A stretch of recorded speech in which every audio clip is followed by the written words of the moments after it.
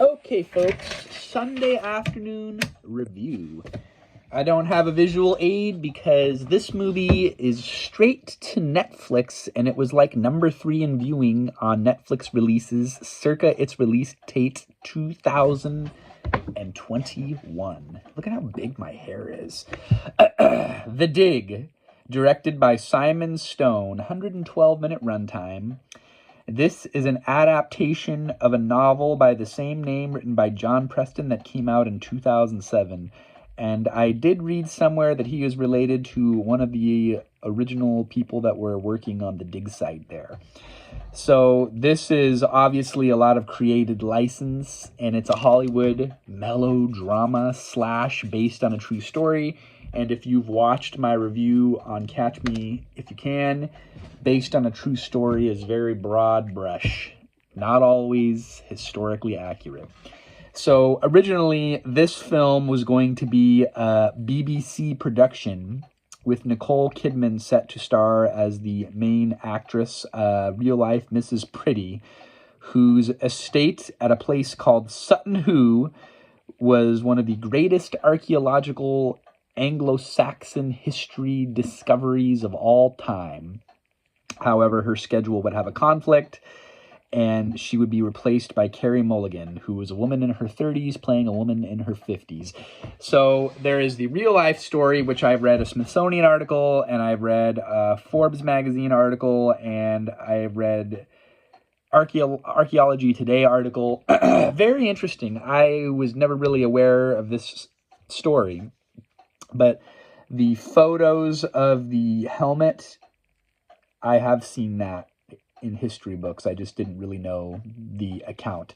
So basically in 1937, this woman, Mrs. Pretty, who was a widow, she had this estate that she owned with her husband called Sutton Hoo, and there were these presumed ancient burial mounds that had been excavated in the 1800s, but there was one that she wanted to have excavated where people had scratched the surface before, but they had never really excavated all the way down to the bottom. So there's a local museum, Ipswich Museum, I think it was called. I didn't write it down. Correct me if I'm wrong down in the comments. The local museum loans out one of their amateur archaeologists, Mr. Basil, played by Ralph Fiennes in the movie, and basically he discovers this 80-foot-long remnants of a buried ship. And then they find this ancient treasure that kind of redetermined the advancements and culture of the Dark Ages in England. So after Roman civilization left the UK, they thought it was a very dark period where there wasn't a lot going on, but they found these intricate gold-crafted artifacts and funeral items. So it was kind of changing the course of history as of the late 30s when this movie was made. And the real life story took place around 1937 to 1939, right before World War II and the invasion of Poland.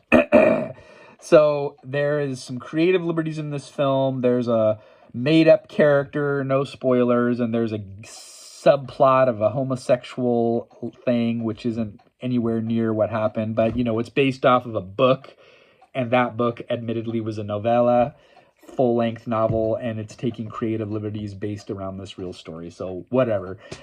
It was enjoyable. It was a lazy Sunday afternoon as I'm recuperating from some virus that I have. Beautiful light. The way they captured the light. It was filmed at Shackelford, not to be confused with my favorite Rusty Shackelford, in Surrey. And then there were some scenes shot at the Pinewood Studios. So, an interesting film, and it sheds light on this other guy that was kind of not given his proper credit, as the British Museum kind of took over the dig, and they wanted all the credit for themselves, and they are shedding light on the original guy that started the excavation, who had been lost to history until he got his credit. And the story was laid out for all to see on the old Netflix. So, my review overall, it was watchable, but I would have liked to see an actual BBC version. Instead, Netflix got the rights, and then this was made for Netflix, and it had a very limited theatrical release. But it was very watched on Netflix. Like I think I said, it was number 3 on Netflix at one point.